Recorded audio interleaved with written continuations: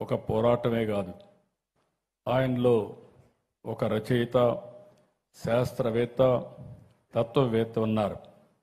అందుకే ఆయన 65 పుస్తకాలు రాశారు ఇంగ్లీష్లో, 15 తెలుగులో రచనలు చేశారు. ప్రపంచ రాజ్యాంగ రూపకల్పన ఉద్యమంలో పాల్గొని వరల్డ్ కాన్స్టిట్యూంట్ అసెంబ్లీ ప్రక్రియలో సంతకం చేశారు.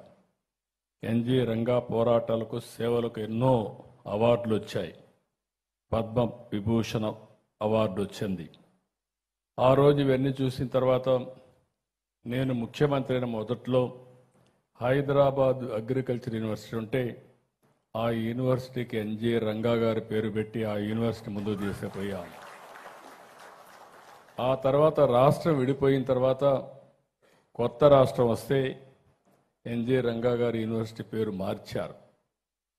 అప్పుడు నేను ఆలోచించి ఇది సెంట్రల్ గవర్నమెంట్ శాంక్షన్ చేస్తే ఇక్కడ యూనివర్సిటీ పెట్టి మళ్ళీ రంగా గారి పేరు పెట్టింది ఆ రోజున్న ప్రభుత్వం, తెలుగుదేశం ప్రభుత్వం అని చెప్పి కూడా నేను మీకు తెలియజేస్తున్నా.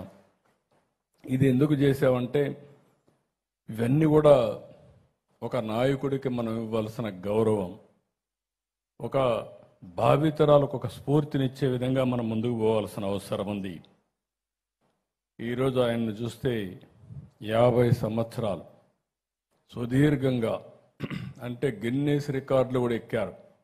ఏకైక పార్లమెంటు మెంబర్, జీవిత కాలంలో 50 సంవత్సరాలు పార్లమెంటు మెంబర్గా ఉన్న వ్యక్తి ఎన్జి రంగా గారు.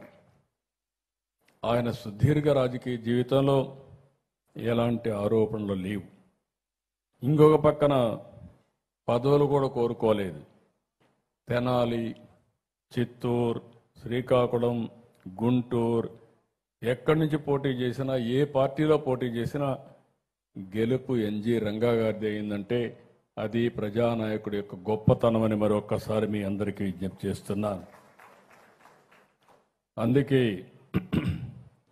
1995లో రంగా గారు మనకందరికీ దూరం అయ్యారు. నాకు కూడా కొంత అనుబంధం ఉంది. నేను ఎంఏ ఎకనామిక్స్ చేసి రూరల్ డెవలప్మెంట్ మీద పిహెచ్డి చేయాలనుకుంటే అప్పటి వరకు ఉండే నాయకుల్లో గ్రామీణ ప్రాంతానికి రీసెర్చ్ చేసిన వాళ్ళు కానీ వాళ్ళ ఆర్థిక పరిస్థితులు అధ్యయనం చేసిన వారు చాలా తక్కువ.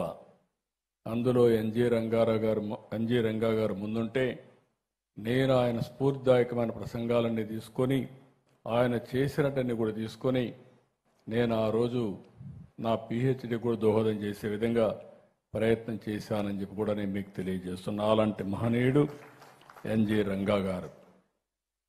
అయితే ఆ రోజు ఆయన చేసిన పోరాటం మనం చూసాం. అనేక పోరాటాలు చేశారు. ఓసారి మనం విన్నాం, స్వాతంత్రం కోసం పోరాడే సమయంలో భార్యాభర్తలు ఎంత ఆదర్శంగా ఉంటారనే దానికి ఎన్జి రంగా గారు ఒక ఉదాహరణ. ఎన్జి రంగా గారు, భారతీదేవి గారు ఆయన సతీమణి, ఇద్దరు కూడా ఆలోచించుకుని పిల్లలు పుడితే దేశం కోసం